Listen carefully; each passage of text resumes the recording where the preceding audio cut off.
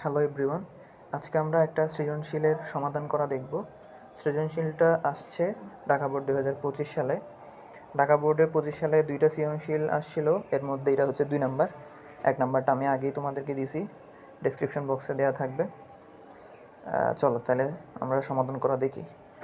দেখো, ক নাম্বার একটা লিমিটের অঙ্ক দিছে, খ নাম্বারে মূল নিয়মের একটা অঙ্ক অর্থাৎ 9B এর, আর গ নাম্বারে একটা চরম মানের ম্যাথ দিছে। তাহলে চলো আমরা শুরু করি ক নাম্বার দিয়ে। লিমিটের ম্যাথ যদি দেখি, আমাদের দেওয়া আছে গিভেন লিমিট LIM দিয়ে প্রকাশ করতে পারে, LT দিয়ে প্রকাশ করতে পারে।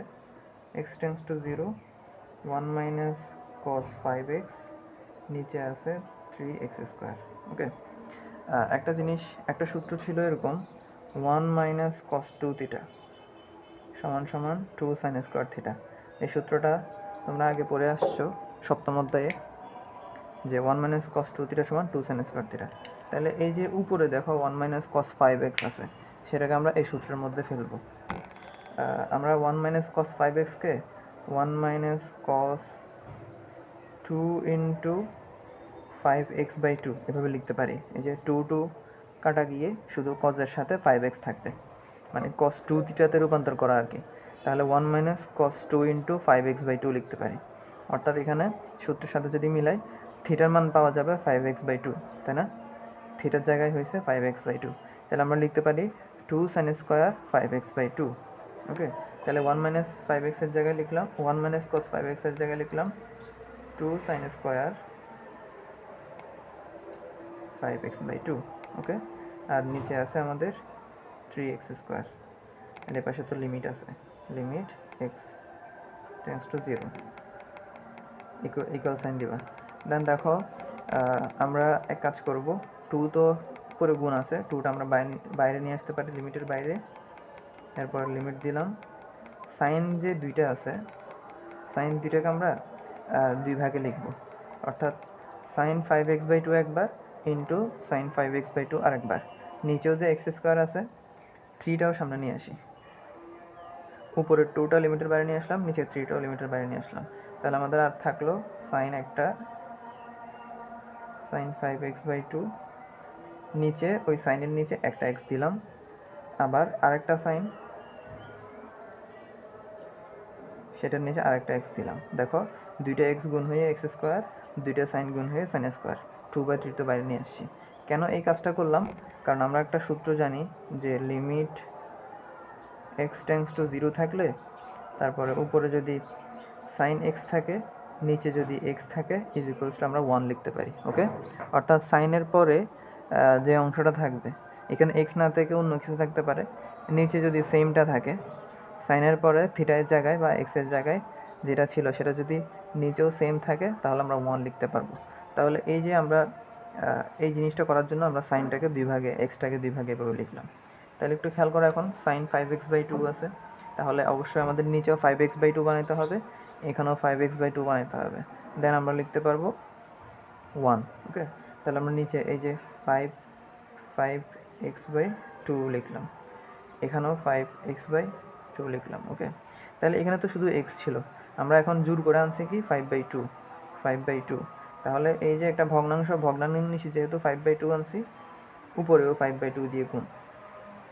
ওকে, তাহলে এখন এই যে এটা যদি ব্র্যাকেট দিই, 5/2 আমরা কাটা দিতে ক্যান্সেল করতে পারবো, এখানেও সেম 5/2 একটা সামনে গুণ দিবা।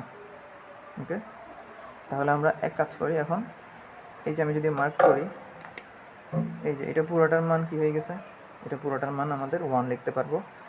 5/2 বাদে এই যে এটা পুরোটার মান আমরা 1 লিখতে পারবো। তাহলে আমাদের আর কি থাকবে, 2/3 থাকলো, ইন্টু এই যে 5/2 একটা, সেটা থাকলো, এটার জায়গায় 1, দেন এই জায়গায় আবার 5/2, এই জায়গায় আবার 1। তাহলে আমরা এখন এই যে 2 কাটা দিতে পারি, তাহলে উপরে থাকে 5 5 25, আর নিচে থাকে 3 2 6, তাহলে 25/6 হচ্ছে আমাদের এই যে লিমিট, এই অংশটার মান হচ্ছে আমাদের 25/6। তাহলে খুবই ইজি ছিল, ম্যাথগুলো একটু ঠান্ডা মাথায় করলে বোঝা যায়। তাহলে আমরা চলো খ নাম্বারে যাব। খ নাম্বারে মূল নিয়মের একটা ম্যাথ দিছে। আচ্ছা, এই যে F of theta, F of theta সমান আমাদেরকে বলে দিছে cos theta, okay. F of theta সমান কস থিটা বলে দিছে। এখন বলছে এফ অফ থ্রি থিটার মান নির্ণয় করতে, এফ অফ থ্রি থিটা। আচ্ছা, তাহলে আমরা প্রথমে লিখি যে দেওয়া আছে এফ অফ থিটা সমান সমান, ওকে দেখা যায় এফ অফ থিটা সমান সমান কস থিটা। তাহলে এফ অফ থ্রি থিটা সমান কী হবে? সুতরাং এফ অফ থ্রি থিটা সমান সমান কী হবে? কস থ্রি থিটা হবে, কস থ্রি থিটা, ওকে। তাহলে আমরা এখন ধরে নিব যে এফ অফ এক্স, কারণ মূল নিয়মে আমাদের এফ অফ এক্সের সূত্র শিখছিলাম, যার কারণে ধরি এফ অফ এক্স সমান সমান কস থ্রি এক্স, ওকে। কস থ্রি এক্স ধরে নিব। তাহলে আমাদের সুতরাং F of x plus H সমান সমান কী হয়? কজ অফ থ্রি ইন্টু এক্সের জায়গায় এক্স প্লাস এইচ। তাহলে থ্রিটা গুণ করে দিলে আমরা পাই cos three x plus three h, right? কজের পরে থ্রিটা গুণ করে দিলাম, three x plus three h. তাহলে এই যে আমরা এফ অফ এক্স এবং f of x plus h বের করার পরে মূল নিয়মের ম্যাথগুলোতে তোমরা শিখে আসছো। ওই যে আমরা জানি একটা সূত্র লিখি, আমরা জানি এফ অফ এক্স তার d d x, right? D d x of f of x সমান সমান আমরা কি লিখি? Limit x tends to zero f of x plus h minus f of x divided by h. এই হচ্ছে মূল নিয়মের সূত্র। তাহলে আমরা যদি এখন এই মানগুলো বসাই, এফ অফ এক্স প্লাস এইচের মান কত? কস থ্রি এক্স, লিমিটটা আগে বসাই দিই, limit x tends to zero cos three x plus three h minus f of এক্সের মান কত? কস থ্রি এক্স, তাহলে লিখলাম cos three x divided by h. এইচের মান কত? এইচের মান তো নয়, এইচ বসে গেল, ওকে। তাহলে এখন খেয়াল করো, cos c minus cos d সূত্র পড়ে, right? Cos c minus cos d সূত্র তোমরা জানো, আমি লিখে রাখতেছি। Cos c minus cos d সমান সমান two sine c plus d by two into sine d minus c by two, okay. Sine c plus d by two into sine d minus c by two, এটা হচ্ছে cos c minus cos d সূত্র। তাহলে এই সূত্রটা আমরা যদি এখানে apply করি, limit x tends to zero, এখানে পাবো two sine c plus d by two, that means three x plus three x, six x plus three h by two, তাই না? থ্রি এক্স দুটো যেহেতু আমরা যোগ করে দিলাম, cos sine c plus d by two into sine d minus c by two, d মানে কত? থ্রি এক্স, তাহলে ডি মাইনাস সি অর্থাৎ থ্রি এক্স থেকে যদি এই যে three x minus three h না, ডি মাইনাস সি যদি দাও three x minus three h, তাহলে থ্রি এক্স কাটা থাকবে শুধু মাইনাস থ্রি এইচ, তাহলে minus three h divided by two, okay. তাহলে আমরা two sine c plus d by two into sine d minus c by two লিখলাম। নিচে আছে আমাদের এইচ, রাইট? নিচে আছে আমাদের এইচ। তাহলে পরের লাইনে সাইন মাইনাস থিটা সমান তো তোমরা জানো মাইনাসটা সামনে চলে আসে, মাইনাস সাইন থিটা হয়ে যায়, রাইট? তাহলে এই যে মাইনাসটা একদম সামনে নিয়ে আসলাম, লিমিটের বাইরে নিয়ে আসলাম, ওকে, এটার কাজ নেই। তাহলে আমরা পাইলাম এই মেতে এই লাইনে limit x tends to zero.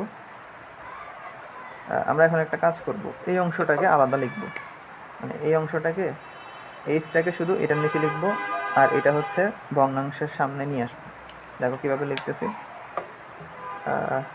আচ্ছা, টুটাকেও সামনে নিয়ে আসতে পারি, টুটাকেও সামনে নিয়ে আসলাম।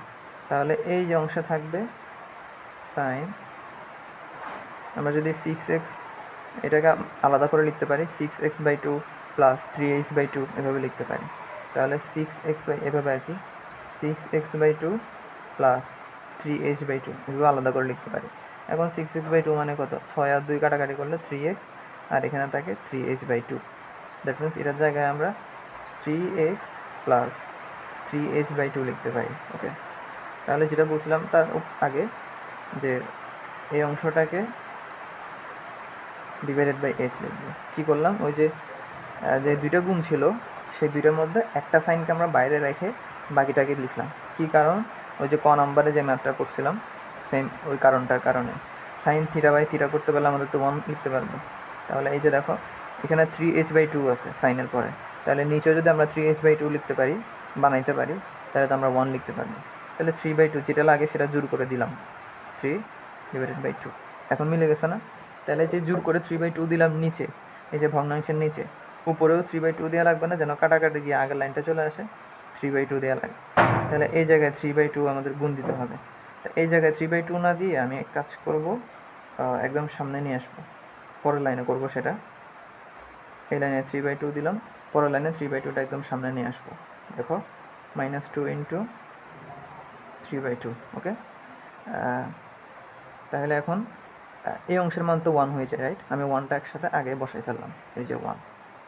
তাহলে এই যে 3/2টা সামনে নিয়ে আসলাম, এটার মান 1 লিখলাম, -2টা লিখে ফেললাম। তাহলে এই জায়গায় আমি যদি মার্ক করি, এই যে লিমিট দিয়ে এই পুরাটার মান এখন যদি বসাই, অর্থাৎ এক্সের মান যে 0 সেটা যদি বসাই দিই, তাহলে আমরা পাবো সাইন, এখানে যদি এক্সের মান বসাই দিই তাহলে তো 0 হয়ে যায়, 3 × 0 দ্যাট মিনস 0 হয়ে যায়। তাহলে শুধু থাকে 3h/2। সরি, এটা তো h ছিল সূত্রের মধ্যে, এটা কিন্তু h → 0, ওকে, h → 0, দুঃখিত। তাহলে 3x এর জায়গায় থাকবে শুধু এই যে এখানে h এর মান যদি 0 বসাই, তাহলে 3 × 0/2 দ্যাট মিনস পুরোটা 0 হয়ে যাবে, শুধু থাকবে 3x, ওকে। তাহলে আমরা কি পাই, 2 যদি কাটা দিই, -3 sin 3x × 1 আর দিলাম না, এটা আমাদের অ্যান্সার। তাহলে আচ্ছা, এখনও তো শেষ হয়নি। আমরা কিন্তু f(x) ধরে নিয়েছিলাম cos of 3x। তাহলে এই যে আমরা যদি এখন লিখি, সুতরাং ddx of f(x) এর মান কত, cos 3x না, cos 3x সমান কি পাইলাম, -3 sin 3x, ওকে। তাহলে আমাদের বের করতে বলছিল f(3θ) অর্থাৎ cos 3θ। তাহলে সুতরাং ddx of cos of 3θ সমান কী হবে, জাস্ট x এর জায়গায় তাহলে কি হবে, থিটা হয়ে যাবে, -3 × sin 3θ। অর্থাৎ আমরা যেহেতু মূল নিয়মের সূত্র x দিয়ে করি, এই জন্য x দিয়ে সলভ করে দেন থিটার জায়গায় থিটা বসাই দিবে। এখন থিটার জায়গায় তোমাকে a b c দিতে পারে, আলফা বিটা গামা দিতে পারে, সমস্যা নাই, একই প্রসেস করে শেষে হচ্ছে বসাই দিবে। তাহলে এটাই আমাদের অ্যান্সার। তাহলে এই ছিল আমাদের খ নাম্বার ম্যাথ। এখন আমরা গ নাম্বারে যাবো, চলো। গ নাম্বারটা চরম মানের একটা ম্যাথ, খুবই ইজি একটা ম্যাথ। চলো কীভাবে করতেছি দেখো। চরম মানের ম্যাথগুলোতে আমরা প্রথমে যেটা দেওয়া থাকে সেটা লিখি। given g of x সমান p square e to the power mx minus q square e to the power minus mx, ওকে। তাহলে চরম মানের ম্যাথগুলো প্রসেসের মধ্যে আমরা জানি যে আমাদের ফাংশনটা দেওয়া থাকে সেটাকে দুইবার ডিফারেন্সিয়েট করতে হয়। তাহলে আমরা যদি ডিফারেন্সিয়েট করি, প্রথমটাকে এটাকে ডিফারেন্সিয়েট করলে জি প্রাইম অফ এক্স হবে, একবার করলে প্রাইম, সেকেন্ডবার করলে ডাবল প্রাইম, এভাবে হয়। তাহলে এখানে যদি করি, পি স্কোয়ার তো সহগ আকারে আছে, পি স্কোয়ার থাকবে, ই এর উপর সামথিং থাকলে সেম হয়, ই টু দি পাওয়ার এক্স এর সূত্র ই টু দি পাওয়ার এক্স, তাহলে e to the power m x এর differentiate e to the power m x. কিন্তু e to the power x এর সূত্র শিখছি, অর্থাৎ এক্স এর জায়গায় এম এক্স আছে, তাহলে ওই m x, m into x, সেটাকে যদি আবার ডিফারেন্সিয়েট করি তখন আমরা শুধু এম পাই, রাইট? আমি একটু মুখে বলতেছি, আমি ধরে নিচ্ছি যে তোমরা চরম মানের ম্যাথগুলো করে আসছো। যদি না করে থাকো, আমার এখানে চ্যানেলে প্লেলিস্ট দেওয়া থাকবে, সেটা দেখে আসবে। তাহলে আমাদের মাইনাস চিহ্নের আগ পর্যন্ত হয়ে গেল, মাইনাস চিহ্ন দিলাম, কিউ স্কোয়ার তো সহগ, কিউ স্কোয়ার দিলাম, এরপরে e to the power minus m x. তাহলে আমরা ওই যে ই টু দি পাওয়ার এক্স এর সূত্র কি, e to the power x, d d x of e to the power x মানে ই টু দি পাওয়ার এক্সই হয়। তাহলে ই টু দি পাওয়ার যা থাকবে তাই হবে, কিন্তু এক্সের জায়গায় যেহেতু মাইনাস এম এক্স আছে, তাহলে ওই যে মাইনাস এম এক্সকে আবার ডিফারেন্সিয়েট দিয়ে লিখতে হয়। তাহলে d d x of minus m x লিখবো। তাহলে মাইনাস এম এক্সের ডিডিউস করা মানে কি, শুধু মাইনাস এম গুণ হওয়া, রাইট? এক্সকে ডিডিউস করলে তো 1 হয়ে যাবে, মাইনাস এম যেহেতু সহগ আকারে সেটা গুণ হয়ে যায়। তাহলে আমরা যদি এটা মাইনাস এমটা গুণ করে দিই তাহলে আমরা পাবো, আর এমটা যদি সামনে নিয়ে আসি, m p square e to the power m x, মাইনাসে মাইনাসে প্লাস হয়ে যাবে, তারপরে এম কিউ স্কোয়ার আর e to the power minus m x, right? তাহলে এটা পেলাম আমরা জি প্রাইম অফ এক্সের মান, right? G prime of x, অর্থাৎ প্রথম ডিফারেন্সিয়েট করে এই মানটা পেলাম। এখন সেকেন্ড বার ডিফারেন্সিয়েট করবো, তাহলে করি g double prime of x, double prime of x. তাহলে এখন দেখো এটাকে আবার পুরোটাকে ডিফারেন্সিয়েট, তাহলে এই যে এটা তো সহগ এম পি স্কোয়ার, এটা তো সহগ, সহগের জায়গায় থাকবে। এখন e to the power m এক্সের ডিফারেন্সিয়েট করলে আবার আগেরটার মতন e to the power m x, কিন্তু এক্সের জায়গায় যেহেতু এম এক্স আছে, এম এক্সটা ডিফারেন্সিয়েট করলে শুধু এম হয়, 2x করলে যেরকম শুধু 2 হয়, এরকম আর কি। তাহলে প্লাসের আগে হইলো, প্লাসের পরে হবে এম কিউ স্কোয়ার থাকলো into e to the power minus m x. তাহলে e to the power minus m এক্সের d d x, e to the power minus m এক্সই দিব, কিন্তু মাইনাস এম এক্সকে আবার করতে হবে, যেহেতু এক্সের জায়গায় মাইনাস এম এক্স আছে। মাইনাস এম এক্সকে যদি ডিফারেন্সিয়েট করি মাইনাস এম হবে, সেম আগেরটার মতন মাইনাস এম। তাহলে ওই যে আমার আগেরটার মতন যদি মাইনাসটা গুণ করে দিই, তাহলে আমরা এখানে পাবো m square p square, right? এমটা গুণ হয়ে m square p square into e to the power m x, আর এখানে প্লাস মাইনাস মাইনাস, আবার এখানেও m square q square e to the power minus m x. তাহলে এটা পেলাম আমরা সেকেন্ড ডেরিভেটিভের মান। তাহলে আমরা যদি একটু মার্ক করি, এটা হচ্ছে সেকেন্ড ডেরিভেটিভ আর এ হচ্ছে ফার্স্ট ডেরিভেটিভ, ওকে? তাহলে চলো চরম মানের প্রসিডিউরের মধ্যে প্রথম ধাপ শেষ, সেকেন্ড ধাপের মধ্যে আমরা করতাম চরম মানের জন্য first derivative is equals to 0 ধরে নিতাম, রাইট? এটা হচ্ছে আমাদের সেকেন্ড পোর্শন ছিল আর কি। First derivative is equals to 0, তাহলে ফার্স্ট ডেরিভেটিভের মানটা বসাই এম পি স্কোয়ার এই যে into e to the power m x plus m q square e to the power minus m x is equals to 0, okay? এখান থেকে আমাদের কাজ ছিল এক্স এর মানটা বের করা। তাহলে আমরা করতে থাকি। এখন দেখো দুইটা পদের মধ্যে এমটা কমন যায়, রাইট? আমরা দুইটার পদ থেকে এমটা কমন নিয়ে ডান পাশে যদি ভাগ করে দিই তাহলে এমটা পুরো বেনিশ হয়ে যায়, থাকে শুধু p square e to the power m x plus q square e to the power minus m x. কী করলাম, এমটা কমন নিয়ে ভাগ করে দিলাম একসাথে, ওকে? তাহলে এমটা মুক্ত হয়ে গেল একদম। এরপরে এখন আমরা কি করব, এই অংশটাকে আমরা ডান পাশে নিয়ে যাব। তাহলে আমরা পাই p square e to the power m x is equals to minus q square e to the power minus m x, plus যেটা ছিল সেটা পাশে মাইনাস হয়ে গেছে। তাহলে আমরা একটা কাজ করবো, পরের লাইনে বাম পাশে যা আছে তা লিখলাম, ডান পাশে e to the power minus m এক্সকে 1 by e to the power m x লিখলাম।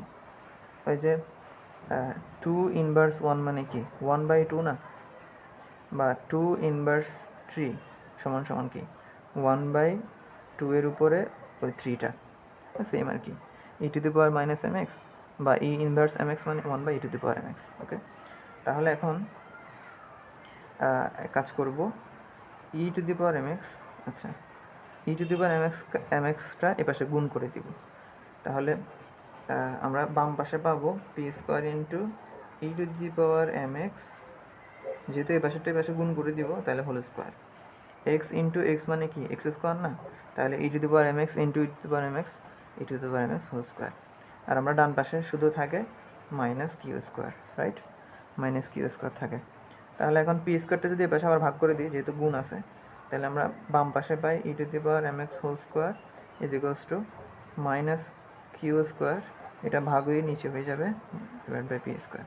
তাহলে এখন হোল স্কোয়ারটা যদি এ পাশে রুট করে দিই, তাহলে আমরা পাই e to the power m x is equals to এই পাশে যা আছে তা পুরোটার উপর root, okay?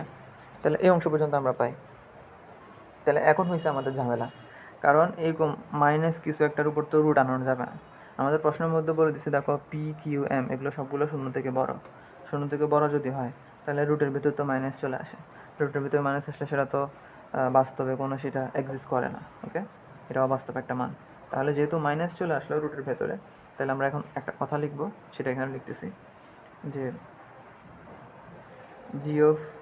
G prime of x is equals to 0 এর জন্য এক্স এর কোনো বাস্তব মান নেই। তো বাস্তব মান যেহেতু নেই, তাহলে আমরা তো আর সামনে আগাইতে পারবো না। এরপরে যে আমরা double prime of x second ডেরিভেটিভে এক্সের মানগুলো বসাই, এরপরে চেক করি, এগুলো তো আর হইল না। যেহেতু এই যে g prime of x is equals to 0 এর জন্য এক্সের কোনো বাস্তব মান নেই, তাহলে সুতরাং জি অফ এক্সের কোনো চরম মান নেই, কোনো চরম মান নেই। ওকে, তাহলে এটা যেহেতু মাইনাস চলে আসলে কোনো বাস্তব মান নাই, যেহেতু কোনো চরম মানে নেই, এতটুকুই আমাদের অ্যান্সার। ওকে, তাহলে এই ছিল আমাদের ঢাকা বোর্ড 2025-এর সেকেন্ড সৃজনশীলটা। যদি ম্যাথগুলো ভালো লেগে থাকে, যদি বুঝে থাকো, চ্যানেলটা অবশ্যই সাবস্ক্রাইব করবা। পরবর্তী সামনে কোনো ভিডিওতে অন্য কোনো বোর্ড সলভ নিয়ে দেখা হবে তোমাদের সাথে। সাথে থাকার জন্য ধন্যবাদ।